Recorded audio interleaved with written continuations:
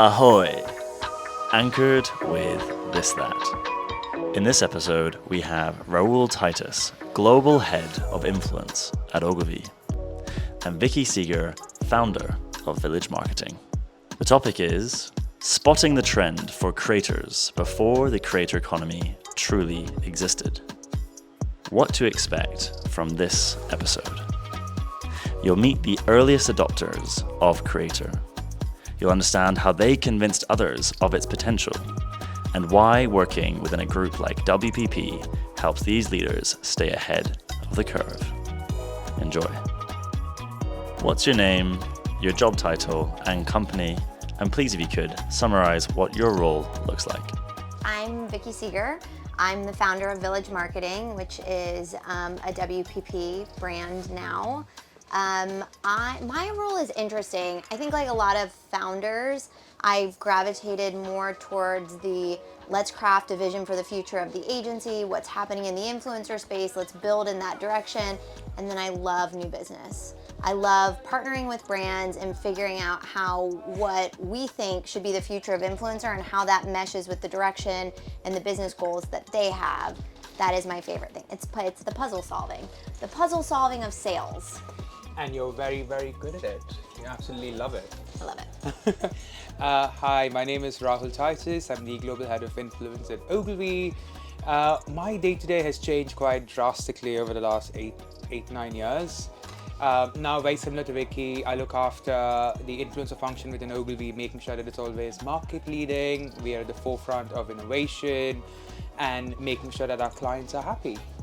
But I obviously started off finding influencers on YouTube and getting them to talk about our products, like everybody else. What was your aha moment that drew you into the excitement of the creator economy before it existed? Well, I think it's part of crafting vision is looking at what cultural dynamics are happening. What are people doing? What do you yourself, not to be an N of one, but what do you yourself gravitate towards?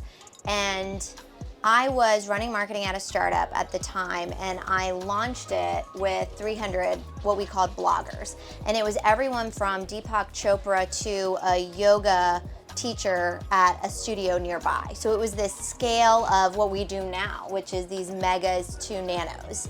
And that was the most interesting part for me, of the marketing that we were doing. It wasn't the pre-structured created ads. It was the listening to people say what they had to say about the business. And so that's what I followed. And I was like, this is just more interesting, right? And I think prior to that, I was doing, it was like content, this was 15 years ago, content as advertising. And then we moved into, and so I think for me, I started Village 11 years ago, and I was just sat in a world of frustration for 5-6 years of why isn't everybody getting it? But I still, to this day, get on the phone with people who are like, explain influencer to me. Like, why should we be doing it? Why does it work? Why does it make sense? Even with all the data that we have and everything that we know, which I think is like a fascinating. It's fascinating. But I think, and not this question wasn't asked, but like, why do people have such a hard time understanding? Why did it take so long? And I think that in part of it was this is an 84% female industry all the way through, and the majority of corporate execs are often male. And so I think that dichotomy created a structure where people were not getting it or understanding it because they themselves were not living in it. I think it just took a long time. And now Vickie's team, if you kind of look at the makeup of your leadership and your team, you've got some of the most wonderful influencer specialists Amazing. In the market. It's great. Amazing. For me, it was slightly different actually. I got into the space, I still remember the moment exactly, which was I was at MediaCom, I was doing SEO, and that was still a thing, search engine optimization, if you guys, remember, in paid media. And this is when YouTube was about 2 years old, and I remember watching these YouTubers, the Tanya Burrs, the Zoellas of the world, going back, God, this is a lifetime ago, right? Ages us immediately, which is so sad. But I remember that, and I remember saying something that I was like, there's something in this. There is media in this. I just don't know what that looks like. And I remember going to my boss at the time, who's Karen Blackett, who, used to be the country manager for WPP and the CEO of MediaCom at that time.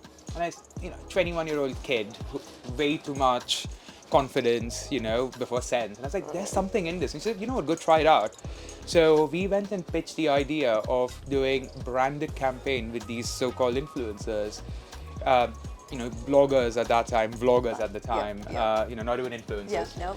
Wasn't a word. And exactly. And then, I remember pitching it to Revlon, which was our first ever client, and it was for the Color Stay Foundation $7 foundation, which still sells, I think. And we did a video with Tanya Burr, and I remember sitting there with the client, looking at the views coming in, and that was the moment I was like, there's something in this, this is it, this is what I want to do. And from there I set up the influence marketing department at MediaCom and never looked back. And I think, I still get up every day, I still absolutely love it because it's still exciting. I come in every day and there's something new. I still haven't had a day where I've gone, I don't think this is my career. How did you convince people of your convictions to buy into what you saw? Well, I will say that something that is important to me as a female founder is confidence is I wouldn't be here today. I just wouldn't. And especially for females, that's the dynamic in the industry. And still, I am a 41-year-old female who's often in a room with people who are much more seasoned than I am. And sometimes I feel like coming with a data story has really helped me alongside of confidence. So when I started Village, everyone was like, what is this? And my approach in the beginning was a very performance-based influencer marketing, which we still do. And it's been the cornerstone to Village. And what we did at the time, and this was so much easier, in the beginning, nobody paid influencers, right? Like you were just giving product. And so the ROI on that was wild. We would give an influencer whatever product it was, and then they would bring back a 1,200% ROAS. I mean, it was just phenomenal. But we started out working with almost only direct-to-consumer brands, and so we were tracking every dollar. So when I went into a room and talked to founders, they had often already startup founders who we were bringing on. This is like the Warby Parkers, Harry's, Rent the Runways, Daily Harvest, Care of. We were on all of those brands. And we would, give product, and we were turning into top 1, 2, or 3 acquisition channel, which we still, even in a paid world, live with a lot of our clients. So when you have that level of ROI, you have confidence in what you're doing because you know that this is one of the best channels that you could possibly work in. So I would say it was both confidence, totally confidence, and the data story of I know this works, I know it sells, I know we're not just talking about branded impressions, which are also incredibly important, but that was sort of where I landed. Yeah, I think very similar for me, but I think for me it was also naivety. And I think sometimes it's so easy to forget that, there's so many things I said and did that I probably would think 3 times about doing now, The 21-year-old me is very different to, me today.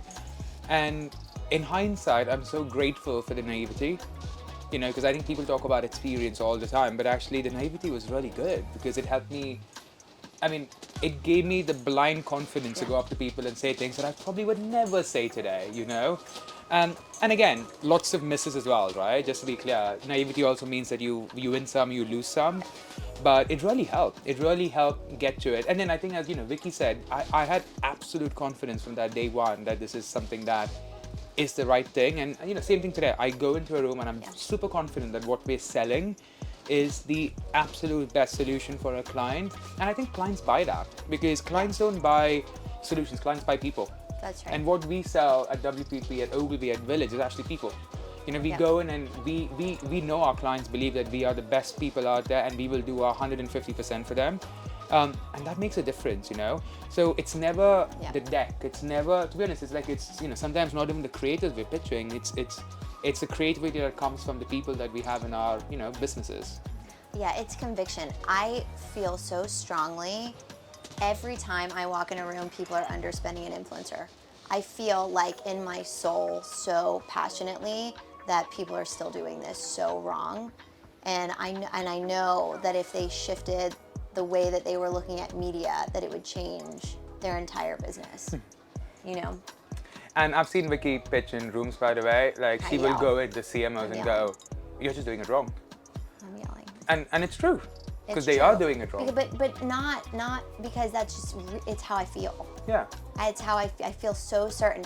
And again, it goes back to, because I've seen how this works in a controlled data set all the way through the funnel, I'm so certain how it works. So if you're a bigger brand that has less trackability all the way through and you can't see it, we know how it works. We know how much these people are driving action towards your business, and it's wild.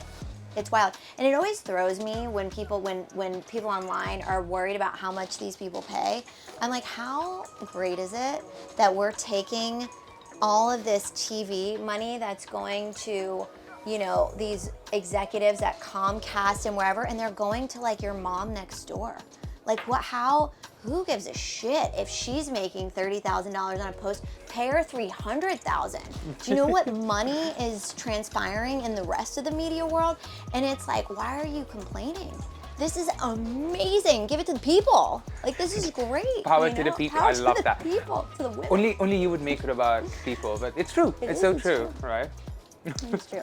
How does working within WPP, a group that is putting creator at the heart of it, help you give your agencies an edge? Yeah, I mean, I am very grateful to WPP, and I genuinely mean that, because, when you talk to the execs at WPP, Mark Reed down, they genuinely believe in the future of the creator economy. And, we put our money where our mouth is. We have acquired, we have grown multiple agencies within our fold to really be creator first. And again, as a creative transformation company, we put creators in the creative process, right? And if you kind of look at some of the work coming out of Ogilvy, for example, the Grand Prix winner for Dove last year, Turn Your Back, that was a creator campaign.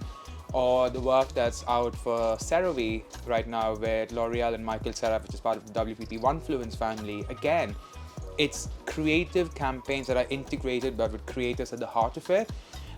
So we've lent in, and I would actually say it's a bet that's paid off. There's risk to it, but we've seen multiple rewards from investing in the creator economy. And to be honest, we're not going to stop anytime soon. For Ogilvy, again, we doubled down on influencer marketing a few years ago, and you'll see we now have one of the largest influencer marketing networks in the world, and it's something we're very proud of, and we talk about it very vocally. And again, everybody from Devika, the global CEO of Ogilvy, to Juliana, who's the CEO for Ogilvy PR, social and influence, you'll see them really champion us, and that's something I'm very grateful for. One, because they took that risk, but also very thankful for. Yeah, I mean, for me, I went through an acquisition process where a decision had to be made, and we had a lot of options, thankfully. And I think selling to WPP was the best thing that I've ever done. I love that you keep looking at me when you say WPP. I know. Like, I am not WPP. He's the man, the literal man. It was the best thing I ever did for a few reasons. One, because still going back to the dynamics and the vision, a lot of the D2C brands that we worked on were bringing influencer in-house, and we needed to move into a bigger ecosystem where we were bringing on bigger brands. And so I knew that it was time for me to have a partner. And WPP was the right partner because they understood influencer more than anybody else. They cared about it more than anybody else. They were going to invest in it. And I mean, by miles. Pretty much everyone that I spoke to during my acquisition process, I was speaking to people where I was like, let me explain to you why, what this is. They knew they should invest, but they didn't know why. And WPP was different. They had clarity, they had direction. And for me, very unlike, and I've worked at other agencies and I've been a part of other holding companies, we are a very close group. And I don't know if that's everyone's experience at every agency within this very large company, but Rahul and I are incredibly close. We Yes. work with Ogilvy probably the most because they're amazing and great at this, and it's been fun, and we love talking to clients together and pitching. And so to me, it was about the people, and it was about the understanding, and it was about the prioritization of what we do. And that's why WPP, to me, is miles ahead of everybody else in the influencer space, which has been fun. And we also love you equally. And we love each So other. yeah, so it's a good, been happy family. Yeah, it's been It works. good. How are you making marketing more enjoyable? Yeah, I go. mean, I think the thing that's so cool about the influencer space is like there's the way that traditional advertising works where you have market research and then you've chosen your core demo and you go after them. We have this extra human layer of creators who are like, you know, I don't want to do that, or that's not a fit. This is another misconception in the influencer space that you can just buy people's opinions. It's just so, now I can't convince an influencer to use a toothbrush they don't like. Like, there is no amount of money that can be paid. And so the thing is that there's two parts of it that I think make influencer just fun and interesting and enjoyable. It's that you have product market fit because you have a human filter on every single thing that goes out the door, which is so great. And then the second part of it is that we all as humans like listening to other people's stories. It's why you can sit at a cafe and just watch people and enjoy that experience. It's like, it doesn't need to be a TED Talk. It can be someone making breakfast. Like, we're just interested in humans. And I think the cool thing about the work that we do is the creator's job is to take a product and integrate it into their human life. So if we're selling, you know, my mind goes to a breast pump, which I know is a weird, but it is one of our clients. Shout out to LV.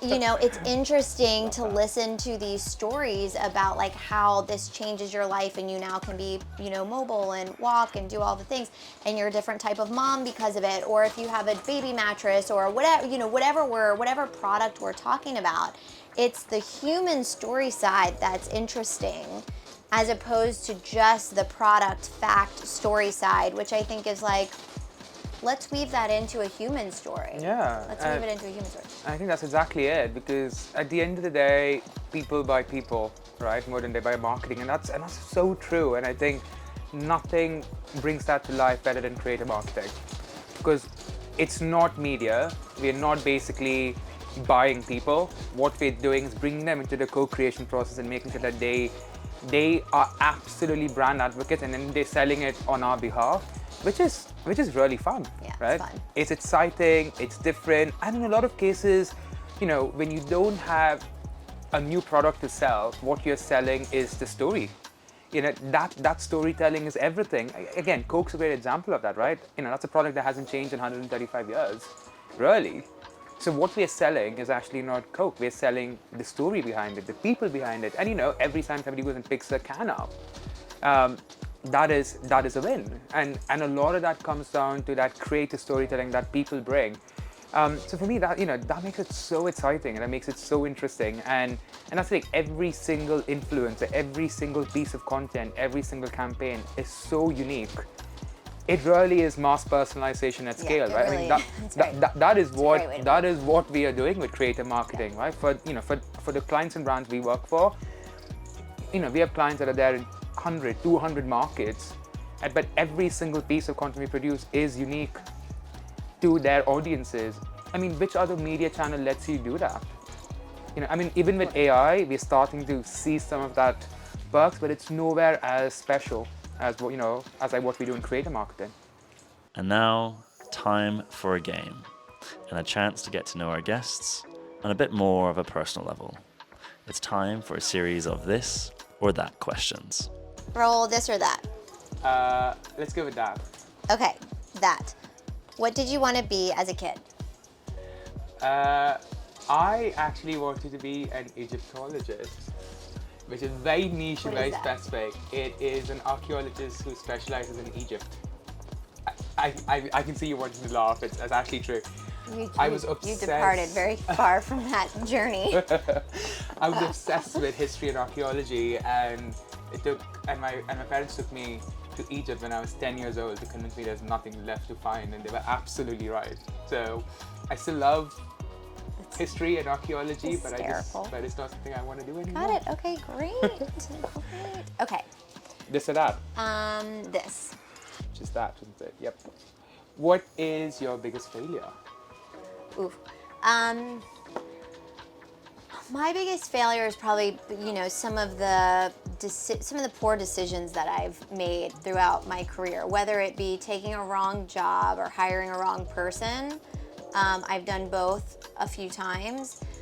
For me, I'm so sensitive with the people that I work with. I think the right environment for me as a Libra, for those of you who care about astrology, I'm so sensitive to the energy and the people around me, which is why I hand hire every single person at the agency, whether you're an intern or whether you're an executive. I want people who are positive and encouraging and supportive and who share the vision and who are like, we want to do great work and we don't say no. And, I think that if I have the wrong person in there and I don't make a quick enough decision to move them out, then that's the thing that I fail most with. Yeah, for sure. I love that you handpick every single person in an agency. The size of your agency as well. That's very impressive. Have to. And they're my family. Yeah. Okay, you are on to this one. What is your guilty pleasure TV show? Oh, that's a fun one. It is Below Deck. Yes. I love On a every. boat. I mean, the Appropriate. fact that we're on a boat is obviously excellent. It really helps my story as well. But I am obsessed with Below Deck. Every single season, every single series, everything from sailing down under to the yachting season. Is there a British version or just the No, American? the American. Oh, okay. There's a Mediterranean. There's an Australian. Okay. I've seen it all. If But you ever want. American is number one. American's number one. Okay, good. Good to know. And but it's a show I could sit there and I hate reality TV. So Love Island, absolutely hate. Any reality show I hate except for Below Deck, and I don't know why, but I love it. I love it. Okay, that. If you were to become a creator tomorrow, what vertical would you talk about? And you can't say influencer marketing, obviously. I wouldn't be a business influencer. I think that I would want to sit in the interior design bucket. Not because I myself am good at this. I have amazing interior designers I work with that are amazing, but that's the content that I like spending a lot of time with at this moment in time in my life. And I think that my designers have done an awesome job with my house. Not that any of it is on social, but it's that's the route that I would go. Also, again, going back to my Libraism, I don't like any critiques of anything at all. I don't want a negative comment. I don't want a negative thought or evaluation of myself or my personal life. And so interior design feels like I can showcase somebody else's craft that they've done really well, and I'm not really going to be offended or have hurt feelings about it. She does talk about interior design a lot. I can vouch for that. It is every third line that do Vickie love talks it. about. And Pierre Frey is right down the street. I don't know if you know the one. Yes. I mean, just can we? And we passed it, and I was like, I must come back here. It's like every wallpaper in my whole house is Pierre Frey. It is? Oh, God. Obsessed. Well, you've got some time on Friday. I know. So we won't see you after Over. Friday. You're I'll going to be there for the next I'll 3 be at the days. wallpaper store. Thank you.